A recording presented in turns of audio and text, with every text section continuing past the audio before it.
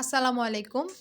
আজকে আমার এই ভিডিওটা আসলে যারা শূন্য থেকে প্রস্তুতি শুরু করতে চাচ্ছেন, অর্থাৎ 47 বিসিএস প্রিলিমিনারি দিবেন, দিতে ইচ্ছুক কিন্তু আসলে বুঝতে পারছেন না কীভাবে শুরু করবেন।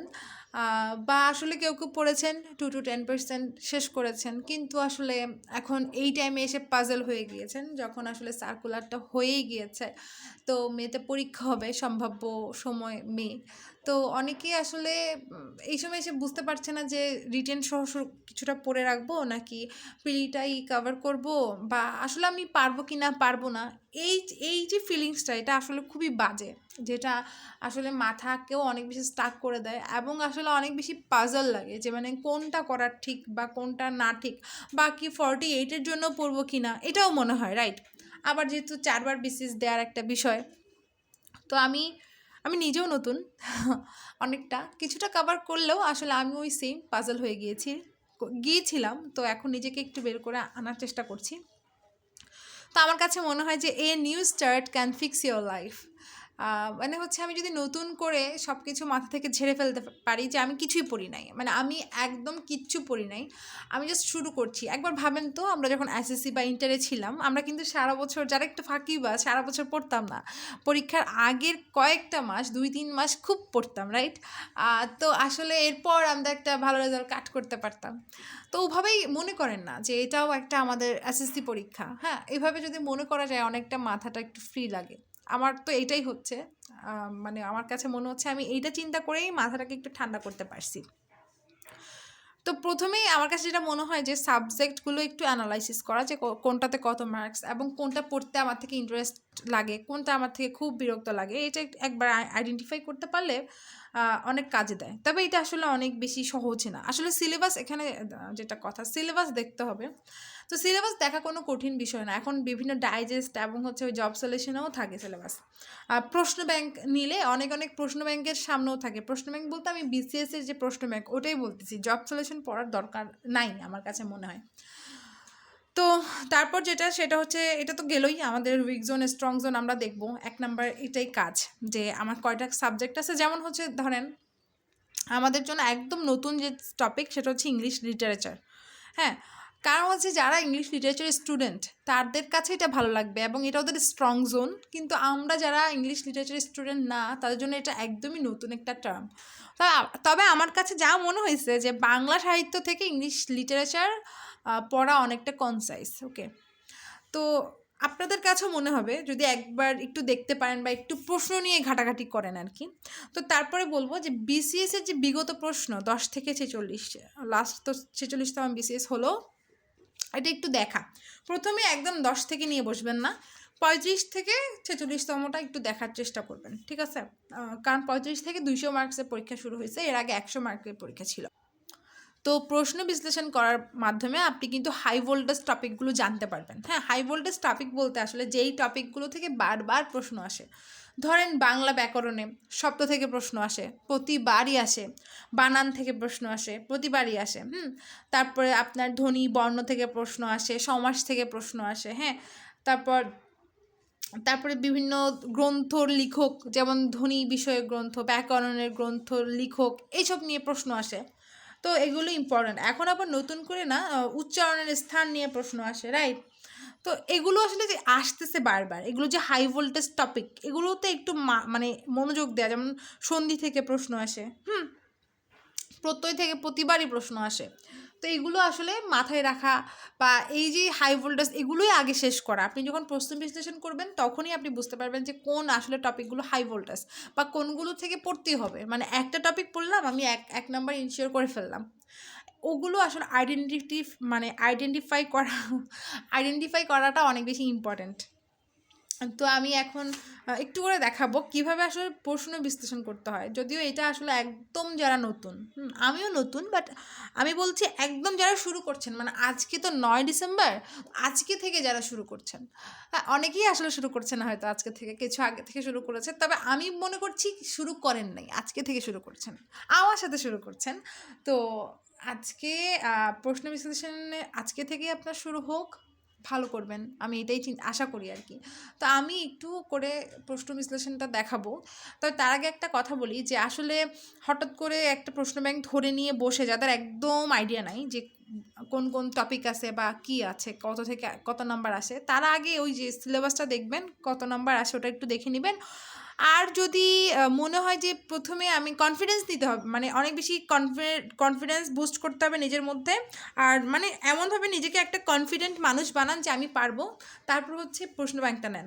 নেওয়ার পর ওই যে লেখা শুরু করেন, আগে টপিক ওয়াইজ ধরবেন, যে আজকে বাংলা ধরলেন, বাংলা ধরে বাংলার এই টপিকগুলো থেকে বারবার প্রশ্ন আসতেছে, একটা খাতায় লিখতে পারেন, লেখার পর ওগুলোই আগে ধরতে পারেন, তাহলে আপনার কিন্তু প্রেশার অনেক কম লাগবে।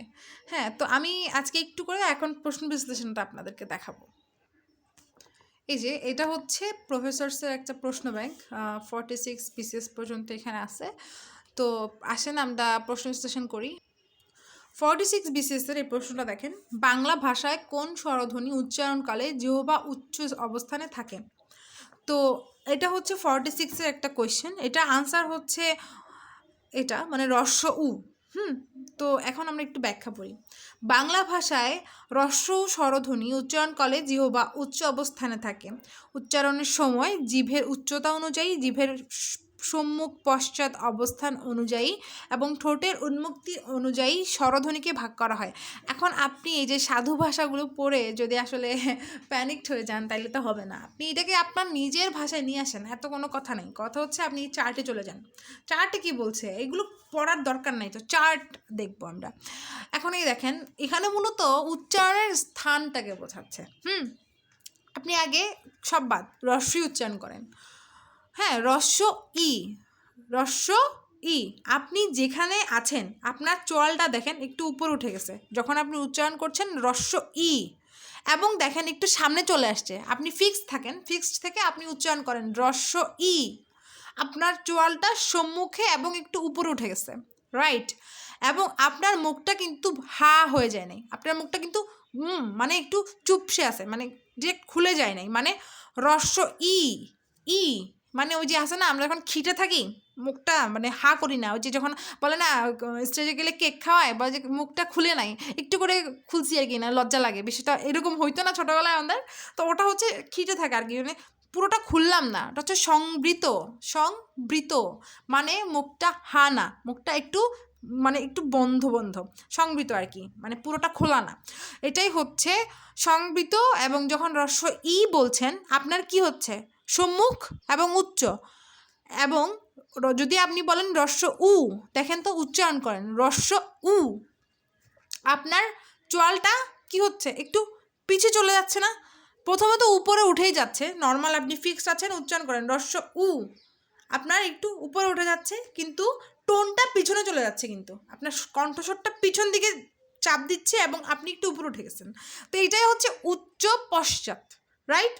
তবে আপনার মুখটা ঠোঁটটা কেমন আছে সংবৃত, ঠিক আছে।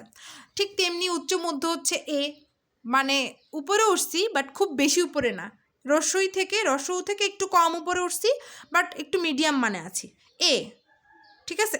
এ দেখেন রস্যইতে বলার সময় ঠোঁটটা যতটুকু আমার উন্মুক্ত হয়েছে তার থেকে এখন আর একটু বেশি খুলছে, হ্যাঁ একটু বেশি খুলছে, এ, রাইট। উ, যখন আমি বলবো উ তখন এটা কি হয়েছে, তখন এটা আমার এই টোনটা পেছনের দিকে চলে গেছে কিন্তু আমার মুখটা কি আর একটু বেশি খুলছে রস্যই বা রস্যউর তুলনায়, মানে এর মতো সেম সেম খুলছে, অর্ধ সংবৃত, ঠিক আছে। সংবৃত মানে কি, সংবৃত মানে কিন্তু ঢাকা, রাইট। ঠিক তেমনি মানে এটা খুব খোলা নয়, এটা ঢাকা মানে কম খুলেছে, উন্মুক্ত কম হয়েছে, অর্ধ। আবার যখন আমি বলবো এ, দেখেন তো এবার চোয়ালটা নিচের দিকে নেমে গেল না, এ নিচের দিকে চাপ, কিন্তু নিচের দিকে চাপ এটা একটু সামনের দিকে চাপ, আর অ আমার টোনটা পিছনে চলে গেছে, ঠিক আছে না, পিছনের দিকে চলে গেছে না, কিন্তু আমার জিভটা কিন্তু কি নিম্ন মধ্য, নিম্ন মধ্য, এবং আমার ঠোঁটটা অর্ধ বিবৃত হয়ে গেছে মানে অর্ধেক খুলে গেছে, অ অর্ধেক খোলা। এবার যদি আ বলেন তাহলে নিম্ন হয়ে যাবে, যেমন আ, নিম্নে এটা মধ্যে, ঠিক মধ্যে, আমার জিভের অবস্থানটা ঠিক মধ্যে, আ, রাইট। আমার জিভের উচ্চতাটাও কি নিচের দিকে এবং জিভের অবস্থানটা আমার মধ্যে, এবং দেখেন ঠোঁটটা আমার পুরোই খুলে গেছে, আ। এই টেবলটা আপনি যদি, আমি মনে করি এখানে আধ ঘন্টা না 1 ঘন্টাও যদি ব্যয় করেন আপনার কোনো লস নাই। কারণ আপনাকে আমি একটা জিনিস দেখাই, এই যে এই প্রশ্নটা, উচ্চারণের রীতি অনুযায়ী নিচের কোনটি উচ্চ মধ্য সম্মুখ স্বরধ্বনি। এটা কিন্তু 45 বিসিএসের, মানে 46এরটা তো আমরা একটু আগে ব্যাখ্যা পড়লাম, তো এটা হচ্ছে 45 বিসিএসের প্রশ্ন, ঠিক আছে। এটার উত্তর কিন্তু কি বলেন তো, আমরা বললাম উচ্চ মধ্য সম্মুখ, আমার উচ্চ মধ্য থাকবে আমার জিভ, রাইট, এবং জিভের উচ্চতা এবং আমার অবস্থান থাকবে জিভের সম্মুখ। এটার উত্তর কি হবে? এ, এ উচ্চারণ করছি, এ, এ মানে আমার টোনটা চাপটা হচ্ছে সামনের দিকে, বাট জিব্বাটা রয়ে গেছে উচ্চ মধ্য লেভেলে। তো এটা কত ইম্পর্টেন্ট, আমরা টেবলটা শিখলাম বাট আমরা কিন্তু কোয়েশ্চেন পাচ্ছি, রাইট। এখন আবার দেখাবো আরেকটা জিনিস, এই দেখেন এখানে এটা হচ্ছে 43 বিসিএস এর প্রশ্ন। তো 42 তো স্পেশাল বিসিএস ছিল, তো একদম যদি ধরি 43, 45, 46 এই প্রশ্নটা মানে এই ছকটা থেকে প্রশ্ন আসছে। হ্যাঁ, এই যে এখানে প্রশ্নটা যেটা 43, নিম্ন বিবৃত স্বরধ্বনি কোনটি।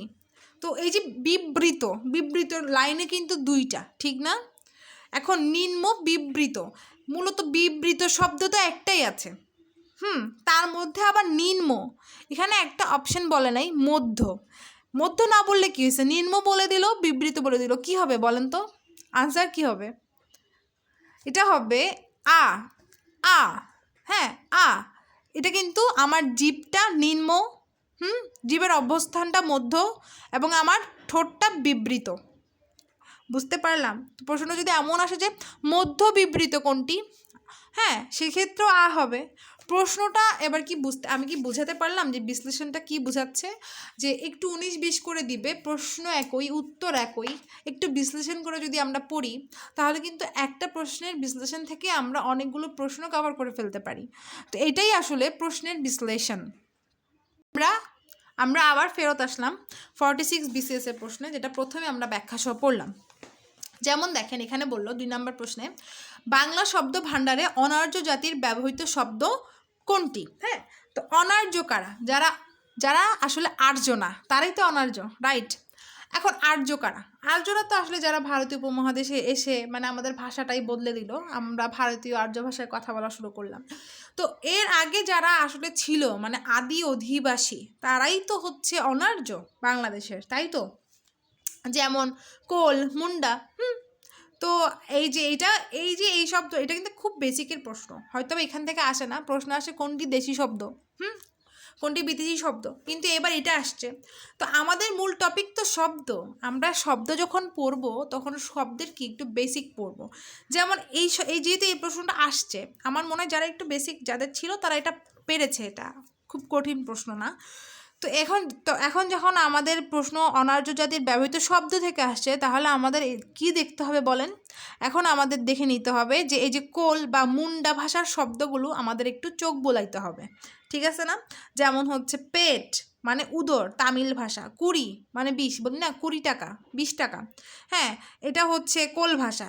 আবার এই যে মুন্ডারি ভাষা হচ্ছে চুলা, উনুন, হ্যাঁ এই যে ব্যাপারটা আমরা কিন্তু এখনও বলি চুলাই বলি না চুলা জ্বালে, চুলাটা খুব কমন একটা শব্দ আমাদের এখনও, এটা কিন্তু মুন্ডারি ভাষা থেকে আসছে। এরকমই আর কি, যেহেতু এবার আমাদের দেশি শব্দ আসছে তার মানে এটাই ইম্পর্ট্যান্ট। এর আগে দেখবো আমরা বিদেশি ভাষা, ফার্সি ভাষা, আরবি ভাষা, ওগুলো আসছে ইম্পর্ট্যান্ট। শব্দ টপিকটা এমনি ইম্পর্ট্যান্ট, প্রতি বছরই শব্দ থেকে প্রশ্ন আসে। আবার এখানে 3 নম্বর যদি দেখি, ধ্বনিবিজ্ঞান ও বাংলা ধ্বনিতত্ত্ব গ্রন্থের রচয়িতা, এখানে আনসারটা মোহাম্মদ আব্দুল হাই, কিন্তু ইম্পর্ট্যান্ট কি ধ্বনিবিজ্ঞান সংক্রান্ত অন্য যে গ্রন্থ উল্লেখযোগ্য সেটাও ইম্পর্ট্যান্ট, ওগুলো দেখতে হবে। মোহাম্মদ আব্দুল হাই নিজেও ইম্পর্ট্যান্ট, এবং এখানে যে অপশনগুলো আছে মোহাম্মদ শহীদুল্লাহ, হ্যাঁ মোহাম্মদ এনামুল হক, মনির চৌধুরী, ওনারাও ইম্পর্ট্যান্ট। হ্যাঁ, পিসি যে অপশনগুলো দেয় সেগুলো ইম্পর্ট্যান্ট। তো ওভাবেই আসলে প্রশ্নটা বিশ্লেষণ করে পড়তে হবে।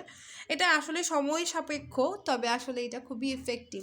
আমার কাছে তো তাই মনে হলো যে আসলে যারা এখন বর্তমান সময়ে ক্যাডার হচ্ছেন ওনারা কিন্তু এটাই বলছেন যে প্রিভিয়াস ইয়ার কোয়েশ্চেন থেকে কেউ বলছেন 80টা, কেউ 90টা, আবার অনেকে তো বলছেন 100টার মতোই কমন আসে। তো এটা খুবই ইম্পর্টেন্ট হাই ভোল্টেজ টপিক বের করার জন্য বা বিশ্লেষণ করে পড়া। আমার কাছে মনে হয় কোনো টপিক বিশ্লেষণ করে যদি আপনি বেসিকটা ক্লিয়ার করে পড়তে পারেন, সেই ক্ষেত্রে আপনার হয়তো বা এটা তো হবে না, হ্যাঁ, আপনার রিজিকে যদি না থাকে হবে না, তবে থাকলে অবশ্যই হবেন। তবে আপনার তো বেসিকটা ক্লিয়ার হলো, পরের বার তো হবেন। আর যদি আপনি হামকো তুমকো করে 2 মাসে 3 মানে পড়ে ফেলতেছেন, শেষ করে ফেলতেছেন, বই শেষ, বাট আপনার মাথায় কিছুই ঢুকলো না, আলটিমেটলি কিন্তু আপনিই ঠকে গেলেন। ধন্যবাদ, ভালো থাকবেন। আমি অনেক কথা বললাম, সবাই আমার জন্য দোয়া করবেন। আর কিভাবে পড়ছি আমি এরপর আপডেট দিব। আর যে টপিক ওয়াইজ পড়বো সেটা চেষ্টা করব রুটিন আকারে দিতে, যে আজকে এটা পড়ছি, একসাথে পড়বো, একসাথে আমরা সফল হব ইনশাল্লাহ। আসসালামু আলাইকুম।